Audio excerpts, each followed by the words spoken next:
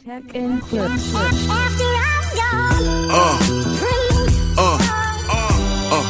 Yeah. All right, guys. This video was sent to me, by one of my most loyal followers on here, biggest supporter, down at Billy. I mean, there's always been this argument about Billy Preston, being the fifth Beatle. I dropped a video a couple of I think a month ago about Get Back, and Billy Preston did a solo on there, and I always said this man, should have been the fifth Beatle. It has been like a topic, of discussion, and if he was, hanging out with the Beatles so much, why didn't they add him to the Beatles? Like if he was that good, you know. So a lot of people say this man is like the fifth Beatle, and I personally I agree, But like I said, this video was sent to me by Donna Billy and asked me to check this one out. Maybe it will clarify a few things, that I'm thinking right now. So let's watch this, and I'll definitely give my take on it, at the end of the video. This is like a 12 minutes video, so I'm not going to waste any more time. Let's just stick right in and stick with me to the end of the video. Definitely get my review about it. Let's take a listen, guys. With this episode, we've reached a milestone. This is episode 200 in Bernie Drops the Needle. That's a lot of music history. And as you can see from the shirt, and as you know from past episodes, I am a huge Beatle fan. Okay. So I'm sure you're thinking, oh well, episode 200 is going to have to be about some aspect of the Beatles. Well, there is a lot to talk about, from the reissue of the original Let It Be film, to the record day releases that came out, to McCartney's undubbed Band on the Run. But all that's going to have to wait for a different episode. Because in this episode, what I want to do is try to discover who really was the fifth Beatle. Now, over the years, there are many different people that the press or other people have claimed was the fifth Beatle. Let's take a look at some of them. First off, there's Stu Sutcliffe, the original bassist. Okay, I didn't know Yes, that. and at that time, there were in fact 5 Beatles. But Stu quit the band. Guys, I didn't know that. Wow, there were 5? And stayed in Hamburg, being a gifted painter until his early and untimely death. Whoa, Now, you could that's also sad. make a case for Pete Best, the original drummer, because when he was with the Beatles and Stu were with him, there were 5 Beatles. But then Stu left, the band went back to England, and they had Brian Epstein fire Pete Best. Whoa. Then there are those who say, well, Brian Epstein was obviously the fifth Beatle. But Brian was never part of the band. He was just their manager. And then there is a disc jockey in the U.S., Murray the K, who really got involved when the Beatles first came to the U.S. and was all over the airwaves and was interviewing them and even started referring to him as the fifth Beatle. Well, the Beatles early on kind of took to him because he gave them a lot of publicity, but in a little while, they started backing away from him. So, now, sorry, Murray, you may have called yourself the fifth Beatle, but I don't think John, Paul, and Ringo and George did. And then there's George Martin. And George Martin, their producer. Now, it can be argued that he really helped them figure out how to use the studios to create all that incredible music and experimentation that they were doing. He scoffed at the idea that he was part of the band. So, no, George Martin is not the fifth Beatle. Well, then who is the fifth Beatle? Well, in my opinion, there's one guy that certainly qualifies. He was a very talented musician, very much in demand, and he played on sessions and on albums with a whole string of people. He played with Little Richard, Sam Cooke, Ray Charles, the Everly Brothers, George Harrison, John Lennon, Ringo Starr, Eric Clapton, and the Rolling Stones. So who is this guy? Billy. Well, let's stop going round in circles, shall we? Yeah, please. And let's go ahead and drop the needle on Billy Preston. Any Beatles fan will know that Eric Clapton actually appeared on a Beatles recording where he played the lead guitar solo on the White Album for George's song, While My Guitar Gently Weeps. Okay, yeah, heard that song. But he was not credited. Why? And I remember I was in college at the time and I was writing a music I article wasn't for the accredited. college newspaper. And when I reviewed the White Album, when I talked about While My Guitar Gently Weeps, I said it is obvious that George has been influenced in listening very closely to how Eric Clapton plays the guitar. Okay. Well, the truth came out a little while later that it really was Eric playing. But as I said, he didn't get credited. But Billy Preston does get credited on the recording for the single Get Back. Get Back. Now, Okay. how did that How happen? did that happen? William Please tell Everett me. Preston was born in 1946 in Houston, Texas. As a child, he and his mother relocated to Los Angeles. Billy never had a music lesson. He was all self-taught. And what a musician he became. And he was a child prodigy. By the time he was 10, he was already appearing on stage, playing organ behind gospel greats like Mahalia Jackson.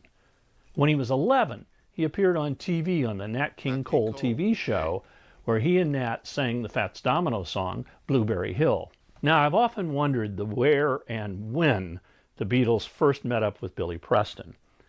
So I did some digging, and I've discovered that the where was in Hamburg, Germany, when they were over there playing in their formative years. And also over there was Little Richard. Well, of course, they were a big fan of Little Richard's, so they became friends with him. And guess who was playing organ behind Little Richard? A very young Billy Preston. Wow. So in 1962, that's the when, the Beatles first met Billy Preston. In 1963, Billy releases his first album, 16-Year-Old Soul. In 1965, he releases another album, and believe me, this is the title of it, The Most Exciting Organ Ever. 2 years later, in 1967, he went on tour with Ray Charles, and this gave him great exposure to a large number of people. Then in 1969, Billy Preston was 23 years old, and he found himself in London. And he got a call from his friend George Harrison, who invited him to come over to the new Apple Studios and help the Beatles record some music for a new album they were making, which was tentatively called Get Back. And if you watched that Peter Jackson great mini doc of the making of Get Back, you can see many, many scenes where Billy Preston is playing with the Beatles, and boy, are they having a good time. Yeah. And when it came time for the Beatles to climb up that stairwell and emerge on the rooftop of their offices in London to play their last ever live performance, Billy Preston was right there playing organ with them. Wow. So when they released the single Get Back, it is credited to the Beatles with Billy Preston. And this was a group decision because they all thought that Billy had been such a big part of making that record. Wow. Billy contributed a lot to the Get Back, Let It Be album. Besides Get Back, he plays on Dig a Pony, I've Got a Feeling, One After 909, The Long and Winding Road, Don't Let Me Down, Dig It, and Let It Be. Whoa, then later that year in 1969, he goes into the studio again with the Beatles at Abbey Road to help them cut tracks for the album, Abbey Road. And then that same year, he signs with the Beatles' Apple Records. And he releases his first album, which is produced by George Harrison, and it contains the song, That's the Way God Planned It. Okay. And that was a huge hit for Billy Preston. After the Beatles broke up, Billy stayed close friends with George, and he recorded George's song, My Sweet Lord, on his next album, which is called Encouraging Words, which was co-produced by George Harrison and Billy Preston. Okay. This friendship that Billy had with George also allowed him to play on George's stunning triple album, All Things Must Pass. Now, Billy had a saying that he said apparently fairly frequently, and Stephen Stills heard it, and it just stuck in Stephen's head. So Stephen contacted Billy and said, hey, you know, this thing you're always saying, can I use that for a song? And Billy goes, yeah, sure. So Stills did. So what is that phrase that so captured Stills' imagination, and the world's for that matter? Well, of course, it's if you can't be with the one you love the one you're with. Then in 1971, George creates this massive charity show in Madison Square Garden with lots of people on it, Bob Dylan, Leon Russell, and Billy Preston, who appears in the concert for Bangladesh. Okay. Billy also helped out John Lennon and Ringo Starr on some of their solo albums as well. In 1971, the Beatles had broken up, and so Billy decides to leave Apple Records and signs a new contract with A&M Records. And the following year, in 72, he releases an album called I Wrote a Simple Song, Okay. which includes the mega hit Out of Space, which sold over 1 million copies. Billy was in very high demand, and he appeared on a lot of albums in a very short period of time. With the Rolling Stones, he's on Sticky Fingers, Exile on Main Street, Goat's Head Soup, It's Only Rock and Roll, and Black and Blue.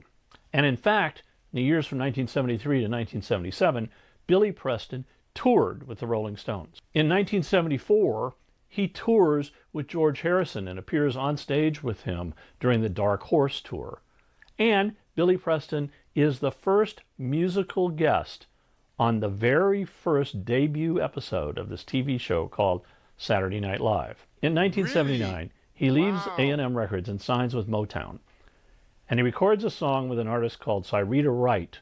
The song is With You I'm Born Again, and it's a hit. But the 1980s were not kind to Billy as he battles both addiction to drugs and alcohol. Oh, man. Then in 1990, he accepts an invitation from Ringo Starr to be part of Ringo's all-star band, and he appears on their 1991 live album. In November of 2001, while Billy's on tour, he receives word that his friend George Harrison has died. Wow. And the following year, Sad. Billy takes part in the concert at the Royal Albert Hall, which was a celebration for George Harrison. It was called A Concert for George. In 2002, he works with Johnny Cash on the album called American 4, The Man Comes Around.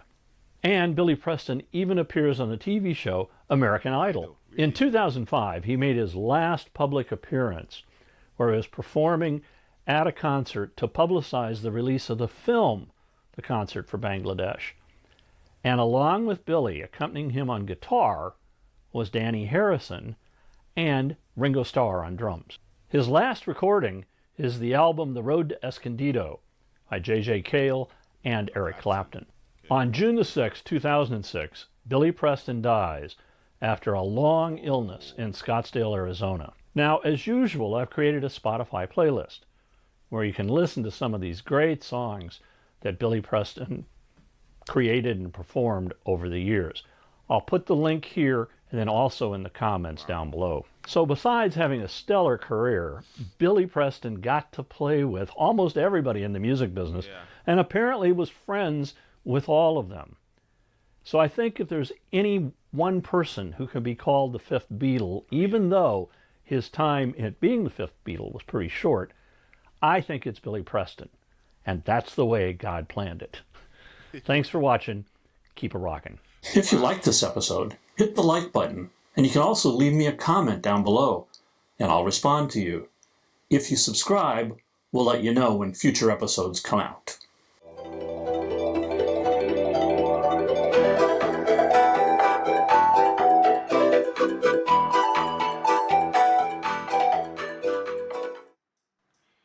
Wow, guys. Yeah, so shout out to this channel. Bernie drops the needle. Wow. So, guys, what do you think?